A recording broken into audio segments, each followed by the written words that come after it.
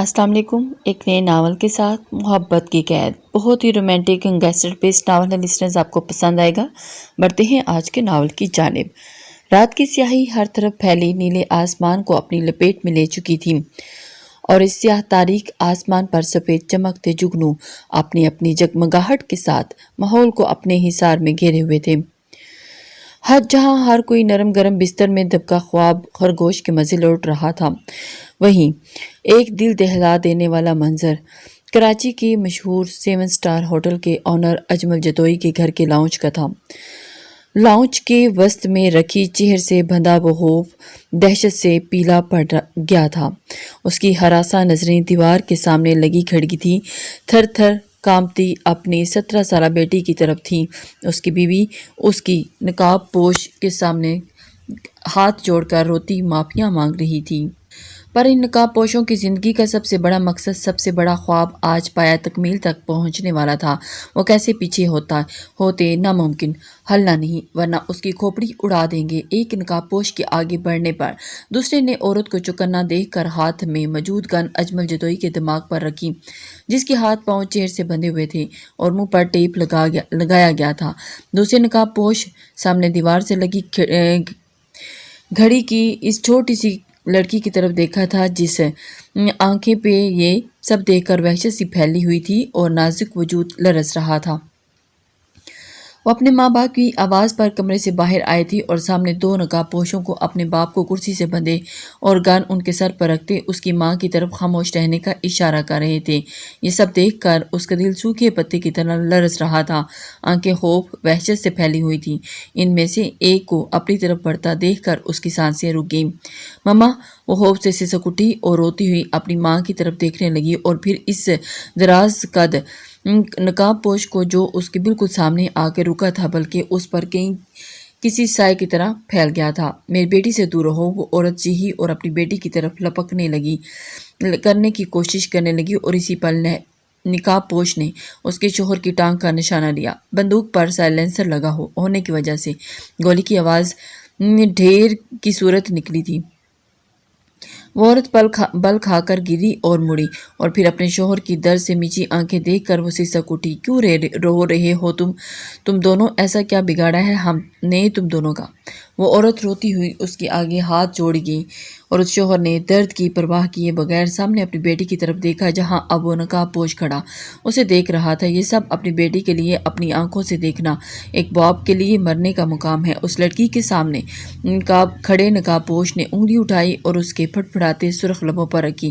پاپا، وہ دل سے پکارتی۔ اس نقاب پوش کو خوفزدہ ہو کر دیکھتی اپنے سر جھٹکنے لگی۔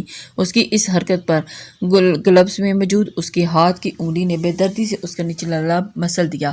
وہ درد سے مچلنے لگی تھی۔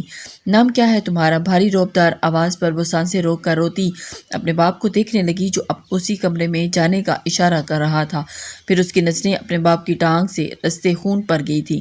منہ کھول کر وہ چیخ کی کوشش کرنے لگی تھی، پھر اس سے پہلے کہ اس کی کیفیت کو سمجھتے اس نقاب پوش نے ہاتھ اس کے لبوں پر رکھ کے اس کی آواز حلق میں دبا دی۔ شش! نام کیا ہے؟ اب کی بار اس کی آواز میں غصے کے ساتھ ایک عجیب سی غراہٹ بھی تھی۔ وہ ہچکی بھرتی بے بسی سے اپنی ماں کو دیکھنے لگی اور بول نہیں سکتی۔ حیوانوں! اس کی ماں اپنا سر پکڑتی نیچے بیٹھ گئی تھی۔ نہیں بول سکتی وہ؟ اس درد بھری آہ پر اس نقاب پوش کو جھٹکا لگا اور اس چھوٹی سی لڑکی کو دیکھنے لگا۔ پل بھر کا شاک تھا، پھر وہ نظریں پھیر گیا۔ اجمل جتوئی پھڑپھڑاتا خود کو کھولنے کی کوشش میں نڈھال تھا۔ اس کا دل کہہ رہا تھا کہ ان کے برے سایوں کو نوچ کر اپنی معصوم بیٹی سے دور پھینک دے۔ انجلین گمبھیر لہجے میں سرگوشی کی تھی۔ انجلین آنکھیں پھیلا کر اس نقاب پوش کو دیکھنے لگی اور اسے کیسے معلوم اس کا نام سوچ کر وہ روتی پھر سے اپنے ماں باپ کو دیکھنے لگی اور اس کی ماں کبھی اپنے شوہر کو دیکھتی تو کبھی اپنی بیٹی کو۔ شوہر کی طرف جاتی تو وہاں اس نقاب پوش کو پاتی، بیٹی کی طرف جاتی تو دوسرے نقاب پوش کو پاتی۔ آخر بے بس عورت جاتی کہاں؟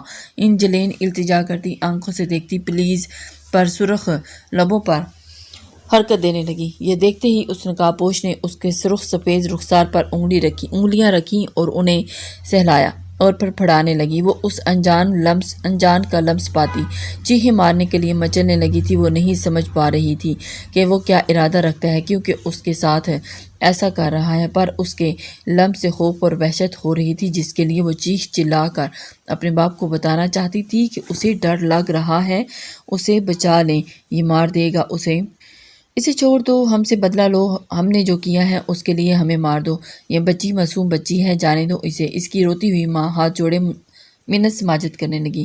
اجمل جتوئی یہ سب دیکھتا، اس نقاب پوش کی انگلیاں اپنی بیٹی کی گردن کی طرف جاتے دیکھ کر ضبط نہیں کر پا رہا تھا۔ وہ جان گیا تھا کہ اس کے ساتھ ایسا کیوں کر رہا ہے، کتنا چھپایا تھا اس نے اپنی بیٹی کو، دنیا سے غائب کر دیا کہ کہیں اس کا برا سایہ اس پر پڑ جائے۔ اتنا چھپانے کے بعد وہ بھی نہیں چھپ سکی اس سیاہی سے۔ وہ بپھر کر کرسی کو جھٹکا دینے لگا اور سامنے کھڑے نقاب پوش نے اس کی حالت دیکھتے مسکرا کر اس کے بازو پر نشانہ لیا۔ انجلین اپنی آنکھوں کے سامنے اپنے باپ پر گولیاں چلتے دیکھ کر خواص کھو کر لہراتی زمین پر گرتی۔ اس سے پہلے ہی سامنے دیو کی طرح کھڑے اس نقاب پوش نے اسے بازو سے پکڑ لیا اور اپنی باہوں میں بھرا۔ یہ سب دیکھتی اس کی ماں تڑپ کر رہ گئی۔ چھوڑ دو اسے، اللہ کا واسطہ چھوڑ دو اسے۔ اپنی بیٹی کو لے کر کمرے کی طرف بڑھتے دیکھ کر وہ عورت روتی ہوئی گڑ گڑانے لگی اور وہ آدمی کرسی کی پشت سے سر ٹکرانے لگا۔ وہ نقاب پوش مسکراتا اس کے نازک روئی سے بھی ہلکے وجود کو باہوں میں بھرے قدم اٹھاتا کمرے میں آیا اور جہازی سائڈ بیڈ پر بچھی ہوئی ململ کی میرون بیڈ شیٹ پر لٹایا۔ کچھ دیر پہلے کی برستی نہ سمجھ سی ہیزل براؤن آنکھیں اس کے ارادوں کو سمجھتے خوف سے ٹھٹھرتی بس روئے جا رہی تھی۔ اب انہی ہیزل براؤن آنکھوں پر سیاہ گھنی پلکوں کا پردہ گرائے سرخ سفید رنگت، چھوٹی سی ناک، بھرے بھرے رخسار لبوں والی وہ انجلین خاموش اس کے سامنے پڑی تھی۔ وہ دونوں اس کی معصومیت سے واقف تھے اور ان کے پلان کا اس کا کوئی ارادہ نہیں تھا، پر اسے دیکھ کر اس کے قدم خود بخود اس کی طرف اٹھے تھے۔ پہلے تو صرف معلومات اکٹھی کی تھی جس میں اس کی ناسمجھی پر پری کو پڑا تھا۔ یہ نہیں معلوم تھا وہ معصوم چھوٹی سی پری بول نہیں سکتی۔ اب اسے سامنے پا کر وہ حیران تھا، کیا اپنے نام کی طرح ہی کوئی اتنا معصوم ہو سکتا ہے؟ جس طرح اس کے رخسار سہلاتی انگلیوں کو دیکھ کر خوف کے تاثرات اس کے معصوم چہرے پر ابھرے تھے، آنکھوں میں غصہ، وحشت، خوف بھرے۔ انہیں دیکھتی چیخنے کی کوشش میں نڈھال کھڑی تھی، پر اب وہ اس سب اذیت اور وحشت سے لاپرواہ پڑی تھی، اور کہیں تو وہ بھی یہی چاہتا تھا کہ وہ اس اذیت سے بچ جائے، پر صبح اس کا وہ کچھ نہیں کر سکتا تھا۔ ویٹ فار می انجلین، جہاں نام ہے میرا، جلد آؤں گا تمہیں لینے۔ نقاب ہٹا کر اس کے معصوم چہرے پر بکھرے بالوں کو دیکھ کر پھونک مار کر پراسرار سی مسکراہٹ انابی لبوں پر سجائے نظریں اس پری چہرے پر ڈال کر وہاں سے چلا گیا، پر نقاب لگانا نہیں بھولا۔ کون ہو تم دونوں؟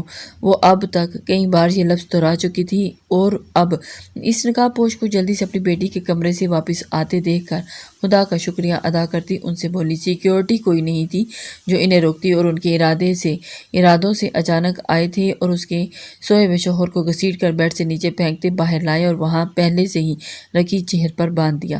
اس چور و گل کے ساتھ والے روم میں اس کی بیٹی بھی اٹھ کر آ گئی تھی، اور اس کی بیٹی کو باہر دیکھ کر جہاں ان دونوں میاں بیوی کی سانس اٹک گئی تھی خوف سے، وہیں ان میں سے اس کی طرف قدم بڑھانے لگا۔ 7 اسٹار ہوٹل والا اڈا کس کا ہے؟ وہ نقاب پوش گرایا، اور اس کے شوہر کے سامنے کھڑا پہلا نقاب پوش خونخوار نظروں سے اجمل جتوئی کو دیکھ رہا تھا۔ اجمل جتوئی کی آنکھیں پھیل گئی، سمجھ گئے وہ دونوں ساتھ دھاڑے تو اس دونوں کی سانسیں خشک ہو گئیں۔ اس عورت نے ملامتی نظروں سے اپنے شوہر کو دیکھا۔ ان دونوں کو معلوم تھا اس کی بیوی اس حقیقت سے واقف ہے، اور اب وہ عورت اپنے شوہر کو دیکھتی اٹھ کھڑی ہوئی۔ میں نے کہا تھا نا تمہیں، تمہارے سیاہ کام ضرور ایک دن تمہارے سامنے آئیں گے، اور آج دیکھ لو تم دولت سے موت کو نہیں لوٹا سکتے۔ اس کی بیوی روتی ہوئی کہتی ہارے ہوئے وجود کے ساتھ وہاں سے چلی گئی اور اپنی بیٹی کے کمرے میں جا کر دروازہ لاک کر دیا۔ تمہارا کھیل ختم اجمل جتوئی۔ وہ دونوں پیاسی نظروں سے انہیں دیکھتے گن اس کے سر پر تان گئے۔ تم دونوں ہو کون؟ یہ تو بتاؤ۔ جان جانے کے خوف سے ڈرتے روتے اس نے کہا۔ تو دونوں نے بے وقت ایک دوسرے کو دیکھا۔ جہان، اس کے دائیں طرف سے والا بھاری روبدار آواز میں بولا۔ جہانگیر، پھر بائیں طرف والا تمسخر سے گویا۔ ساتھ ہی دونوں نے بیک وقت ٹریکر دبائے اور پھر اس کے سینے پر ایک دوسرے کو مسکراتے دیکھ کر نشانہ لیا اور ایک بار پھر ٹریکر دبا دیا۔ اس کے دائیں بائیں سے گولی لگتی اس کا سینہ چیر گئی اور وہ ساکت سا پڑا رہا۔ دولت کام نہیں آئی، چھی چی افسوس سے کہتی دونوں ایک بار پھر اس کی آنکھوں پر فائر کیا اور اس کے سینے پر لات مار کر اسے پیچھے پھینکا اور وہاں سے نکل گئے۔ پر دائیں طرف والا مڑ کر بند دروازے کو دیکھنا نہیں بھولا۔ آج تمہیں مجھ سے وحشت ہو رہی تھی، کل مجھ سے نفرت ہوگی، اور پر مجھے کوئی فرق نہیں پڑتا۔ تمہیں جو حق نہیں دوں گا تو تم نفرت کرو۔ تم میری ہو، میری رہو گی۔ انجلین اپنی اس سوچ کے ساتھ لبوں پر پراسرار تبسم سجائے جہانگیر کے پیچھے بائک پر بیٹھا اور وہ اس پری شہر کی حدود سے نکلتے دور چلے گئے۔ ہمارے پلان میں لڑکی کو بیچ میں لانا شامل نہیں تھا، آگے بیٹھے جہانگیر نے جتایا تو وہ مسکرا دیا۔ پر اب زندگی کی پلاننگ میں شامل ہوگی یا وہ؟ اس کے ساتھ ہی دونوں کی کھلی فضا میں کہہ کے گونجے وہ کچھ پرسکون ہوئے تھے۔ بس اب بس آخری، اللہ تمہیں کبھی معاف نہیں کرے گا، تم ایک حیوان شیطان ہو۔ جب تمہارا مکروہ چہرہ دنیا کے سامنے آئے گا تو ہر کوئی تمہیں پاؤں تلے کچلنے کی خواہش کرے گا۔ وہ سیاہ چادر میں لپٹی اس بڑی سی عمارت سے نکلی جہاں ایک رات میں ہی اس سے سب کچھ چھین لیا گیا، اس کی عزت، غرور، اس کا مان وقار، اور اسی ایک رات کی سیاہی میں روند ڈالا گیا۔ وہ سیاہ گھنی پلکوں والی سرخ آنکھیں اٹھائے حدود کی عمارت میں آ کر نیلے آسمان کو دیکھنے لگی، اور آسمان کی وسعت کو دیکھ کر اس کی آنکھیں چھلک پڑیں۔ یا اللہ، نیست و نابود کر اسے، بلندیوں سے گرانا، ٹکڑوں میں تقسیم کرنا اسے، میری آبرو کو نوچا ہے اس نے، کچل دینا میرے مالک، جس کی وجہ سے میں عزت سر اٹھا کر جی نہیں سکتی۔ میرے مالک، ان حیوانوں کا برا انجام کرنا۔ وہ روتی ہوئی سڑک کے کنارے کھڑی ہو گئی، تیز رفتاری سے بھاگتی گاڑیوں کو دیکھتی وہ آنسو بہا رہی تھی۔ مجھے معاف کرنا، میں تم دونوں کا سامنا نہیں کر سکتی۔ میں نے جو خواب تم دونوں کے لیے دیکھے ہیں اسے ضرور پورا کرنا۔ خود کو کبھی اکیلا مت سمجھنا، میں تم دونوں کے ساتھ ہوں، ہمیشہ تم دونوں کی دھڑکنوں میں رہوں گی۔ وہ کہتی آسمان کو دیکھتی پھوٹ پھوٹ کر رونے لگی۔ اس کی دھڑکنیں تیز ہو رہی تھی، دل جسم ہر پور دہک کر دھک دھک کرنے لگا۔ تم دونوں میری سانسیں بستی ہو، بھلے ہی دنیا میں میری سانسوں کا رشتہ ختم ہو جائے، پر تم دونوں میں ہمیشہ زندہ رہوں گا۔ وہ اپنی سفید کلائیوں پر نیلے انگلیوں کے نشانات دیکھتی سامنے سڑک کو دیکھنے لگی جہاں بے شمار گاڑیاں ایک دوسرے کو کچلنے اور بھاگنے میں کوشش کر رہی تھی۔ وہ پل میں مسکرائی اور سسکتی نظریں وہاں سے ہٹا کر اپنی مٹھی میں قید نوٹوں کی گٹھی پر ڈالی۔ اگلے ہی لمحے اس گٹھی کو اس نے کوئی سانپ بچھو سمجھ کر نیچے پھینک دیا اور روتے ہوئے قدم سڑک کی طرف بڑھائے۔ اے لڑکی، کہاں جا رہی ہو؟ مرنا ہے کیا؟ پیچھے سے تاڑ گونجی جس پر اس نے اپنے پاؤں کی رفتار تیز کر دی اور اس کی تیز دھڑکنیں دو معصوم چہروں کو سامنے گھومتا پا کر سارے وجود میں دھڑک رہی تھی۔ وہ اس کے سیاہ نین کٹور برس رہے تھے۔ یا اللہ، ان پر اپنا سایہ رکھنا، اس نے بڑبڑاتے پیچھے سے چیخو پکار سے ہراساں ہو کر ایک طرف دوڑ لگا دی اور اگلے ہی لمحے فضا میں دل خراش چیخ بلند ہوئی تھی۔ ایک آہ سی نکلی، اللہ! ایک سسکی تھی، میرے مالک! آسمان پر ٹکی آنکھوں نے صدا لگائی۔ اگلے ہی لمحے اس وجود کو پھڑکتے دیکھ کر خوف سے فضا میں چیخو پکار مچ گئی۔ اب جب بھی میں چاہوں گا تم میری ایک کال پر دوڑی چلی آؤ گی، ورنہ یہ دیکھ رہی ہو نا، یہ تمہیں دنیا میں کہیں منہ دکھانے کے لائق نہیں چھوڑے گا، سوائے میری باہوں میں آنے کے تم سر اٹھا نہیں سکو گی۔ آسمان پر ٹکی آنکھیں بند ہوگی اور گلابی پنکھڑیوں سے لب نازک لبوں پر پرسکون مسکراہٹ پھیلی تھی۔ یہ جھولا صرف تمہارے لیے بنایا گیا ہے اسٹرا، اور تمہیں صرف مجھے جھلانے کے لیے بنایا گیا ہے بیری، وہ کہتی کھلکھلا کر ہنسی اور پیچھے کھڑا وہ اس سچ کو جان کر مسکرایا۔ اس میں کوئی شک نہیں، بیری صرف اسٹرا کا ہے۔ وہ پیچھے کھڑا اسے جلاتا محبت سے اس کے گولڈن بالوں کو دیکھتا بولا، اور کسی کا نہیں ہوں، اگر ہوگا تو میں اسٹرابری کھانا چھوڑ دوں گی۔ کہنے کے ساتھ ہی اس کی خوبصورت آنکھیں ڈبڈبا گئیں۔ اوہ ہو، اسٹرا روتے نہیں میری گڑیا، بیری کا کسی کا نہیں تمہارا ہے۔ بھلا بغیر اسٹرا کے بیری مکمل ہو سکتا ہے؟ نہیں نا، یہ دونوں ملتے ہی تب مکمل ہوتا ہے۔ وجود اسٹرابری کا ہے۔ اس کے سامنے آتا اس کے ساتھ جھولے پر بیٹھ گیا اور اپنی چھوٹی سی 2 پونیوں والی کانچ سی گڑیا کا چہرہ ہاتھوں کے پیالے میں بھرا۔ پرامیس، اس نے اپنا چھوٹا سا سرخ سفید ہاتھ آگے کیا اور اس کے ہاتھ کو دیکھتا مسکرا اٹھا اور ہتھیلی کو اپنے لبوں سے لگایا۔ تا حیات پرامیس، عبید انکل، ملازم تازہ اسٹرابری لایا ہے، وہ چھوٹے سے ہاتھوں سے آنکھیں رگڑتی بولی۔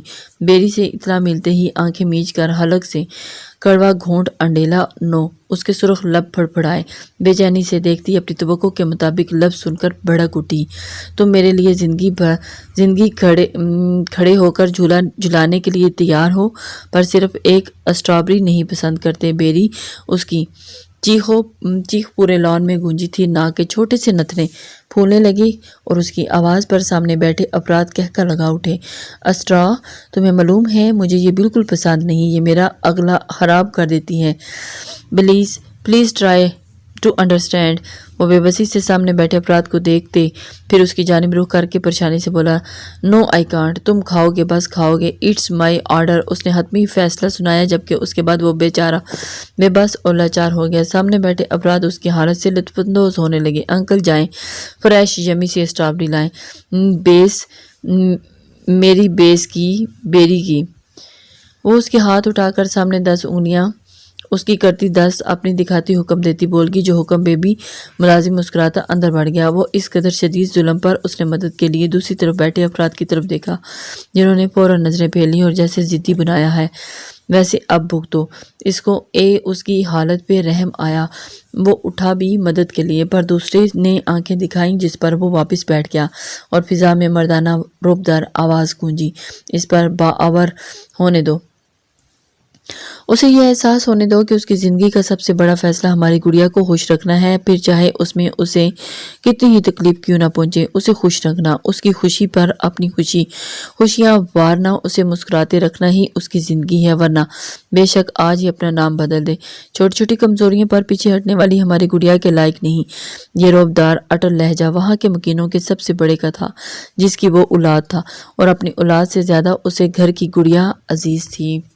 उसके हुक्म पर सब खामोश हो गए, क्योंकि वो सरबराह था और सबका, और उसके हुक्म से कोई मुंह फेर नहीं सकता था। अब सब सामने देख रहे थे, जहां वो दोनों प्लेट में स्ट्रॉबेरी को उठा उठा कर खिलखिलाते खा रहे थे, और उसकी माँ जानती थी कि कल सुबह वो बिल्कुल बोलने के काबिल नहीं रहेगा दर्द से।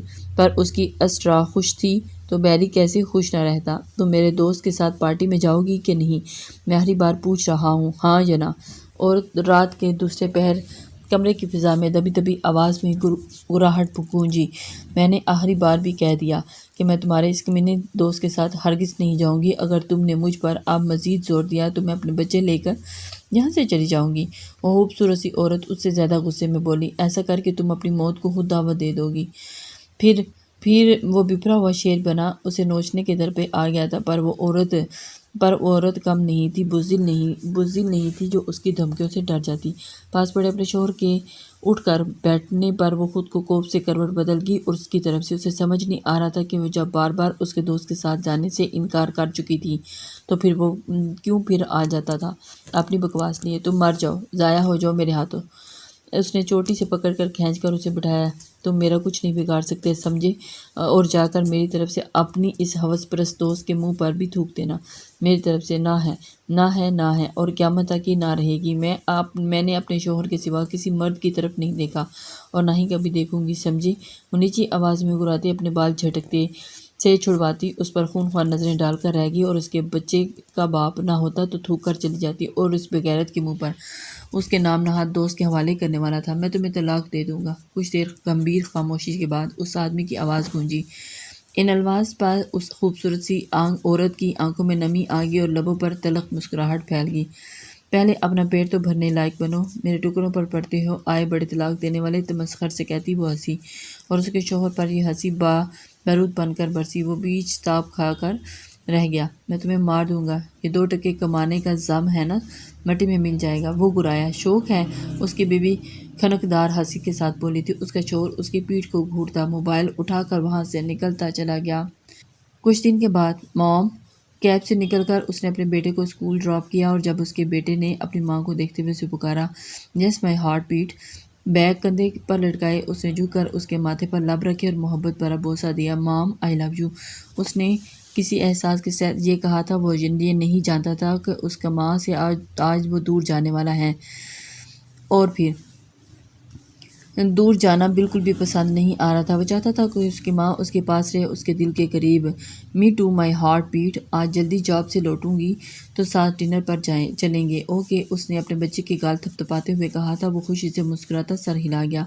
डैड चलेगी हमारे साथ, उसके लहजे में तड़प थी वो जो एक माँ का कलेजा नोच गई। ट्राई करेंगे, अब जाओ ताकि तुम्हें जाते हुए देखूं, फिर माम जॉब पर रिलैक्स होकर जाएं और शाम को जल्दी लौटें।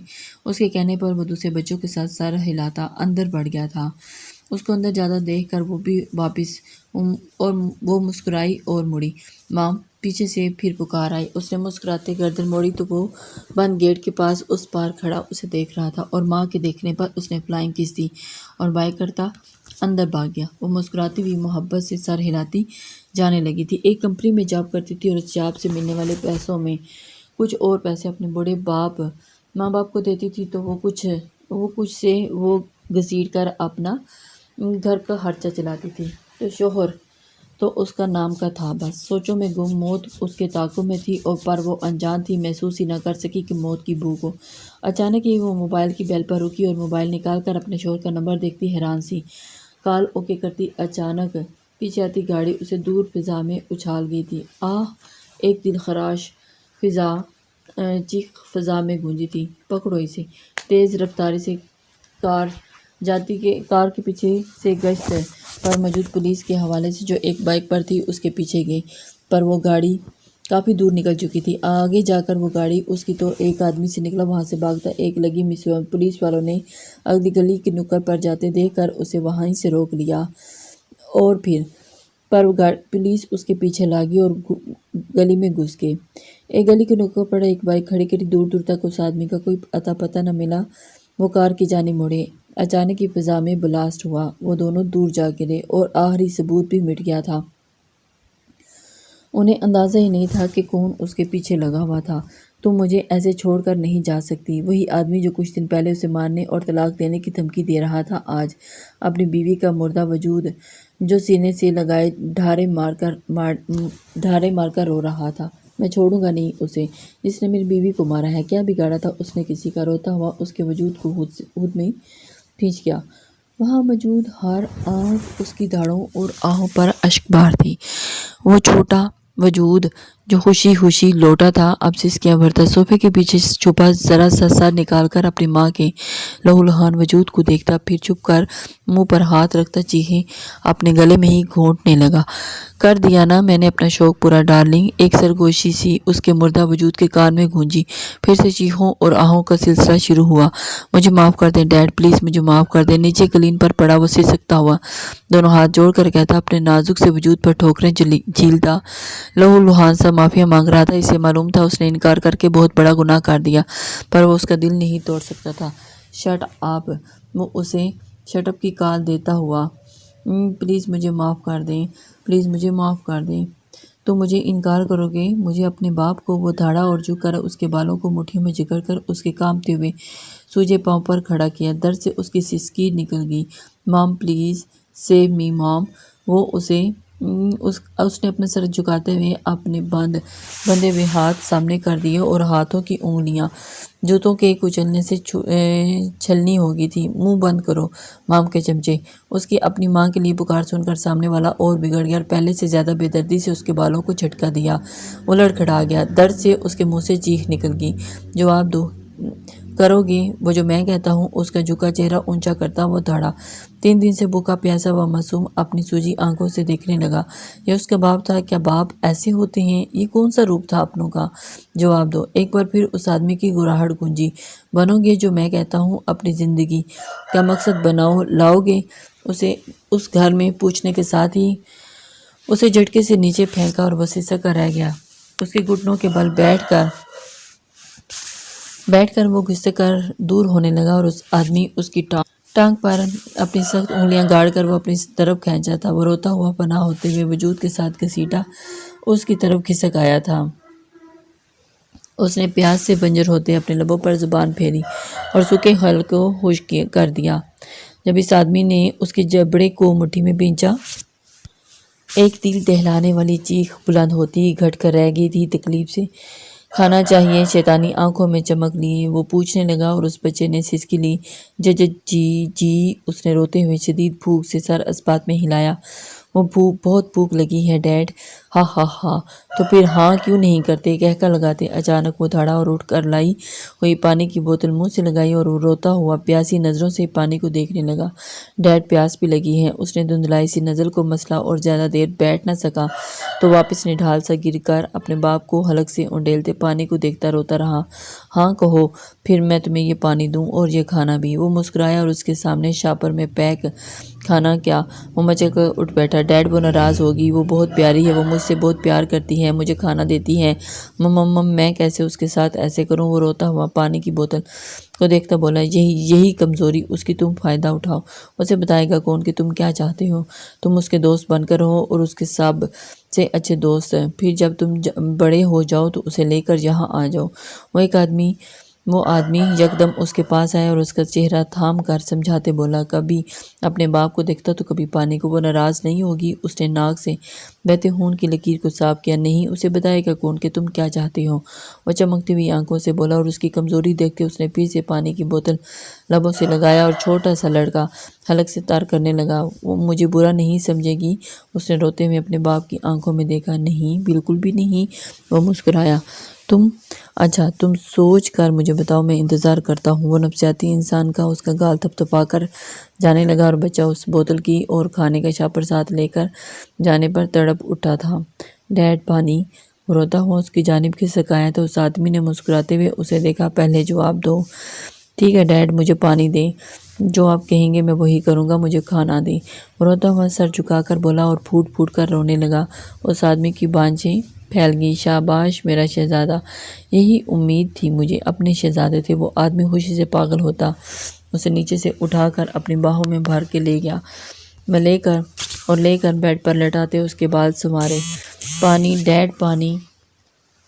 وہ سسک اٹھا۔ ہاں ابھی لایا۔ اس کے ماتھے پر بوسہ دیتے وہ آدمی نیچے سے بھاگ کر بوتل اٹھا لایا اور اس کے لبوں سے لگائی۔ اس چھوٹے سے 13 سالہ لڑکے نے روتے ہوئے ساری بوتل پی ڈالی۔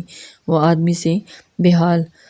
آدمی خوشی سے بے حال، خود سے نوالے بناتا اس کے منہ میں ڈالنے لگا۔ اب تمہاری زندگی کا ایک ہی مقصد ہے جو تمہیں پورا کرنا ہے، اپنے باپ کے خواب، دنیا کو میرے جوتے کی نوک پر لانا ہے، سمجھ گئے؟ وہ روب سے بولا اور اپنے باپ کو دیکھتا سر ہلا گیا۔ وہ اس کے سر ہلانے پر وہ آدمی جھک کر اس کے سر پر بوسہ دیتے اس کے منہ کا نوالا ڈالنے لگا۔ جب تک آپ تھی موم، تب ڈیڈ ایسے نہیں تھے۔ آپ کے جانے کے بعد میں اکیلا ہو گیا اور ڈیڈ مجھے بالکل بھول چکے ہیں۔ میں ان کا بیٹا ہوں۔ بیٹے کے ساتھ تو ایسا نہیں کرتے، اسے تو پیار کرتے ہیں نا؟ وہ معصوم دل میں اپنی ماں سے مخاطب تھا۔ میں دوائی لاتا ہوں، پھر بیٹے کو درد نہیں ہوگا۔ اس کا باپ بات کرتا ہوا دوائی لینے چلا گیا۔ آپ حیوان ہیں، قاتل ہیں۔ میں نے ساری باتیں سن لی ہیں آپ کی، اور میں سب کچھ پولیس کو بتاؤں گا۔ آپ کو اور آپ کے ساتھیوں کو موت کی سزا ملے گی، حیوانوں۔ مسرو آنکھوں سے لانچ میں کھڑا دھاڑا تھا اور اس کی باتیں سن کر سیگار کے قہرے کش لیتا۔ اس کا باز پہلے شاک ہوا اور پھر اس نے بلند اور بانک کہکا لگایا، تم میرے باڈی گارڈ ہو، صرف باڈی گارڈ۔ انہوں نے اس کی حیثیت اور اوقات جتائی۔ یہی میری طاقت، میری پہچان اور اس بات کی گواہی اور ٹھوس ثبوت ہے کہ میں آپ کا پکا باڈی گارڈ، آپ کے کتنے قریب ہوں اور آپ کے اس شیطانی چہرے سے واقف ہو گیا ہوں۔ کیسے دنیا کے سامنے سفید بھیس گھومتے ہو تم لوگ۔ اس کی گھراہٹ پر سامنے بیٹھا وجود شیشے کی میز کو دیکھتا سوچوں میں ڈوبا سیگار کی کش لے رہا تھا۔ کتنے پیسے لوگے تم؟ منہ بند کرنے کے کچھ توقف کے بعد اس کے باز کی گمبھیر آواز فضا میں گونجی، اور اب کی بار اپنے باز کی اوقات دیکھیں۔ وہ ہنسا، سب بکاؤ نہیں ہوتے، الحمدللہ میرا ایمان مضبوط ہے، اور آپ کو اس کے ساتھیوں کو جیل کے پیچھے پھینک کر اس سکون میں کا سانس لوں گا۔ وہ جتا کر کہتا وہاں سے جانے لگا، اور اسی ساتھ گھبراہٹ اور بوکھلاہٹ میں وہ جو صوفے کی ٹیک چھوڑ کر اٹھ بیٹھا۔ رکو، ٹھیک ہے، میرا انجام یہی ہے تو میں چلتا ہوں تمہارے ساتھ۔ تم خود مجھے سلاخوں کے پیچھے دیکھو اور اپنے دل کو سکون دو۔ اس کا باڈی گارڈ رکا اور پلٹ کر اسے دیکھنے لگا، پھر وہاں سے نکل گیا۔ اس کا اٹل ارادہ دیکھ کر اس آدمی نے جلدی سے موبائل نکال کر اس میں موجود ایک نمبر پر کال کی، اور ہمارا شک درست تھا، اسے سب معلوم ہو گیا ہے، اس نے ہماری باتیں سن لی ہیں۔ ابھی میں اس کے ساتھ جا رہا ہوں پولیس اسٹیشن، ہماری گاڑی پر اٹیک کرواؤ، نشانہ میرے باڈی گارڈ کا لو۔ حکم دیتے اس نے کال منقطع کر دی اور سیگار ایش ٹرے میں پھینک کر اپنے دوست کی طرف اشارہ کیا تھا۔ اسے اس کی طرف بربادی پر دانت پیستا اس کے پیچھے گیا، جہاں پورچ میں اس کا گارڈ اس کے لیے گاڑی دروازہ کھولے کھڑا تھا۔ ابھی بھی وقت ہے، سوچ لو، میں بچ سکتا ہوں اور تم لاکھ پتی بن جاؤ گے، ورنہ پھر نہ یہ ٹکے کی نوکری کرنی پڑے، نہ ہی پریشانی آس پاس پھٹکے گی۔ انہوں نے گاڑی میں دروازے پر ہاتھ ٹکائے، اور پھر آپ بیٹھے رہیں یا میں جاؤں؟ باڈی گارڈ غصے سے کہا اور پھر وہ کندھے اچکاتے مایوس ہو کر اندر بیٹھ گیا۔ ڈرائیونگ سیٹ پر بیٹھا باڈی گارڈ خوش تھا کہ اس کا باس سیدھی طرح مان گیا۔ گناہ کبھی نہیں چھپتا سر، ایک نہ ایک دن آپ اپنی بدبو سے سب کو متوجہ کر لیتا ہے، چاہے آپ اس زمین کے ساتھ میں تہ کے تلے کیوں نہ چھپا دیں۔ یہ اچھی بات ہے کہ آپ کو احساس ہو گیا ہے، آپ مان گئے ہیں اور آپ کو اپنے گناہ کی سزا بھگتنے کے لیے اب آپ کو ساتھیوں کے سامنے لائے گا جو آپ کے گناہ میں شریک تھے۔ وہ انہیں سمجھانے لگا اور پیچھے بیٹھا وجود سوچوں میں ڈوبا ہوا تھا۔ گاڑی کیوں روک دی؟ وہ حیران ہوئے۔ اچانک گاڑی کے پیچھے سڑک پر رکنے پہ وہ لگتا ہے کسی کا ایکسیڈنٹ ہوا ہے سر، وہ پریشان سا کہتا باہر نکلا اور ساتھ پیچھے بیٹھا وجود بھی نکل آیا۔ دفتر فضا میں گولی کی آواز گونجی اور باڈی گارڈ کا مدد کے لیے اس ہجوم کی طرف بڑھ رہا تھا اور پیچھے سے آتی گولی اس کا سینہ چیر کر باہر نکلی اور دوسری اٹھا کر ساتھ ہی لا الہ الا اللہ پڑھتے ہوئے اس منہ کے بل اپنا توانا وجود کے ساتھ سڑک پر گرا تھا۔ پھر اچانک اندھا دھند فائرنگ اس آدمی کی گاڑی پر ہوئی اور وہ جھک کر گھبراتا نیچے بیٹھ گیا۔ ہر طرف چیخو پکار مچ گئی اور باڈی گارڈ کے منہ کے بل گری لاش کے قریب ایک بائک سوار گزرتا سڑک پر پڑے آدمی کے پاس آیا جس نے چھلانگ مار کر اس کے پیچھے کیا اور دونوں کسی جہاز کی طرح وہاں سے بھاگے۔ کوئی ایمبولینس بلاؤ، ہاسپٹل لے چلو۔ اس سڑک کے صاف ہونے پر اس کا سر بھاگ کر باڈی گارڈ کے قریب آتا دھاڑ کر بولا تھا سوری سر، یہ نہیں رہے۔ اس کی نبض چیک کرتے ایک لڑکا افسوس اور دکھ سے بولا۔ سنسان سڑک تھی، سیاہی چاروں طرف پھیلی ہوئی تھی اور موت اس کے توقع میں تھی۔ وہ بھاگ رہا تھا اور تیز تیز بھاگتا جا رہا تھا۔ آنسو بے تحاشا برس رہے تھے سیاہ آنکھوں سے۔ اچانک اسے رکنا پڑا اور اس کے سامنے دو راستے تھے، ایک دائیں اور دوسرا بائیں۔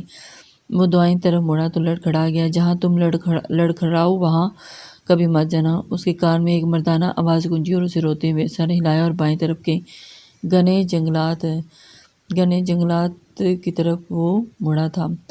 ڈوبے راستے کا انتخاب کیا زندگی تیرے لیے، اور اس راستے پر موجود چھوٹے چھوٹے پتھر اس کے ننگے پاؤں میں چھپ رہے تھے جس سے اس کی سسکیاں بلند ہوتی اور وہ تڑپ جاتا۔